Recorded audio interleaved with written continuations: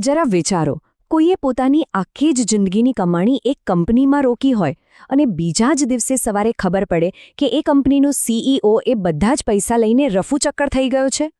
હવે આ કોઈ ફિલ્મી વાર્તા જેવું લાગે, પણ ખરેખર આ એક મોટું જોખમ છે. જો જ્યારે પણ કોઈ રોકાણ કરે છે ત્યારે એ પોતાની મહેનતની કમાણી એવા લોકોના હાથમાં સોંપે છે જેમના પર ભરોસો કરવો જ પડે. તો સવાલ એ છે કે આવા લોકોને રોકે છે કોણ?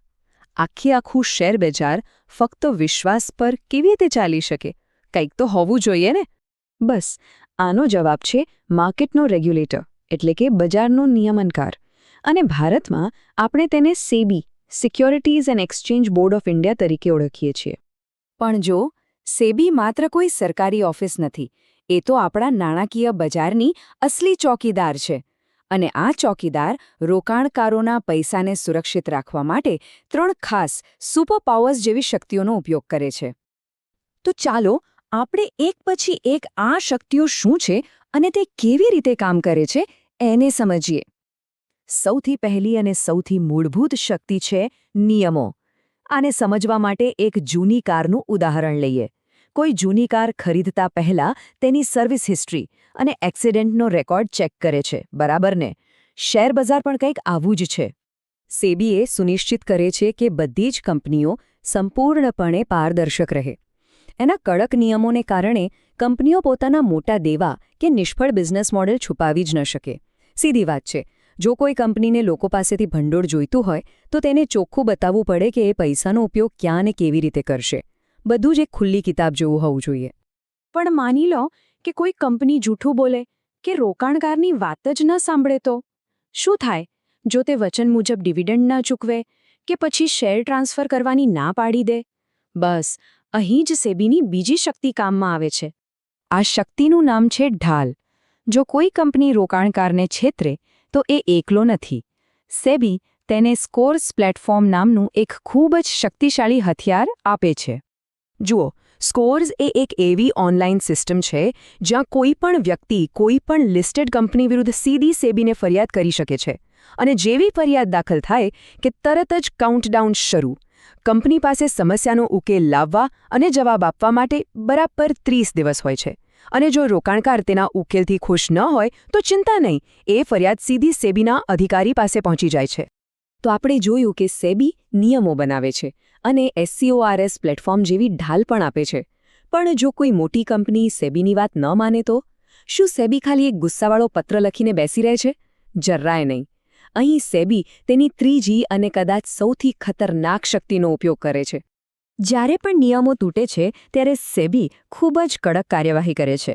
દાખલા તરીકે, જો કોઈ કંપનીની અંદરની ગુપ્ત માહિતીનો ઉપયોગ કરીને ગેરકાયદેસર રીતે કમાણી કરે, જેને આપણે ઇનસાઇડર ટ્રેડિંગ કહીએ છીએ, તો તેના પર ઓછામાં ઓછો 10 લાખ રૂપિયાનો દંડ થઈ શકે છે. અને આ તો માત્ર શરૂઆત છે. આ દંડ વધીને 25 કરોડ રૂપિયા સુધી પણ જઈ શકે છે. હવે આ ભાગ ખરેખર રસપ્રદ છે. નિયમ એવો છે કે દંડની રકમ કાં તો 25 કરોડ રૂપિયા અથવા તો ગેરકાયદેસર રીતે કમાયેલા નફાના 3 ગણા, આ બેમાંથી જે પણ રકમ વધારે હોય તેટલી હોય છે. આ નિયમ એ સુનિશ્ચિત કરે છે કે સજા એટલી મોટી હોય કે કોઈને ગુનો કરવો પોષાય જ નહીં. અને એટલું જ નહીં, માની લો કે કોઈનો સ્ટોક બ્રોકર જ નાદાર થઈ જાય અને રોકાણકારના પૈસા ફસાઈ જાય તો પણ એક સુરક્ષા કવચ છે. ઇન્વેસ્ટર પ્રોટેક્શન ફંડ 25 લાખ રૂપિયા સુધીનું વળતર આપી શકે છે. તો શું આ આખી સિસ્ટમ એકદમ પરફેક્ટ છે? ના. એક નવો અને આધુનિક ખતરો છે જેની સામે સેબી સહિત દુનિયાભરના રેગ્યુલેટર્સ લડી રહ્યા છે. અને આ ખતરો કદાચ આજે કોઈના ફોનમાં જોવા મળ્યો હશે. આ ખતરો છે ફિન્ફ્લુએન્સર્સ. આજના ડિજિટલ યુગમાં જેની પાસે કેમેરો અને ઇન્ટરનેટ કનેક્શન છે એ દરેક વ્યક્તિ નાણાકીય નિષ્ણાત થવાનો ડોળ કરી શકે છે. યુટ્યુબ અને ઇન્સ્ટાગ્રામ પર આવે અયોગ્ય સલાહને કારણે લોકો પોતાની મહેનતની કમાણી ગુમાવી રહ્યા છે. આનો સામનો કરવા માટે સેબીએ તાજેતરમાં મોટી કાર્યવાહી શરૂ કરી છે. તેમણે રજિસ્ટર્ડ નાણાકીય કંપનીઓને બિનરજિસ્ટર્ડ ઇન્ફ્લુએન્સર સાથે પાર્ટનરશિપ કરવા પર પ્રતિબંધ મૂક્યો છે. અને એટલું જ નહીં, ફિન્ફ્લુએન્સર્સને તેમના વિડીયોમાં લાઇવ માર્કેટ ડેટા વાપરવા પર પણ રોક લગાવી છે, જેથી તેઓ છુપી રીતે ટ્રેડિંગ ટિપ્સ ન આપી શકે.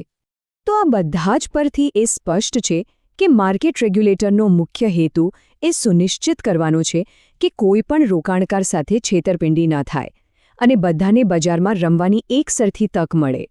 ટૂંકમાં સેબી પારદર્શિતા માટે નિયમો બનાવે છે, સ્કોર્સ જેવી સિસ્ટમ દ્વારા લડવા માટે ઢાલ આપે છે અને ખોટું કરનારાઓને આર્થિક રીતે નષ્ટ કરી શકે તેવી સજા પણ કરે છે. પણ અહીં એક બહુ મોટો સવાલ ઊભો થાય છે. જો સિસ્ટમ આટલી મજબૂત છે, એક શક્તિશાળી ચોકીદાર છે અને કરોડોના દંડની જોગવાઈ છે, તો પછી ઇતિહાસના કેટલાક સૌથી મોટા નાણાકીય કૌભાંડો આ જ નિયમનકારની નજર હેઠળ થયા કેવી રીતે? આ કેવી રીતે શક્ય બન્યું અને આ કૌભાંડો કેવી રીતે થયા તે આપણે આગામી ભાગમાં જાણીશું.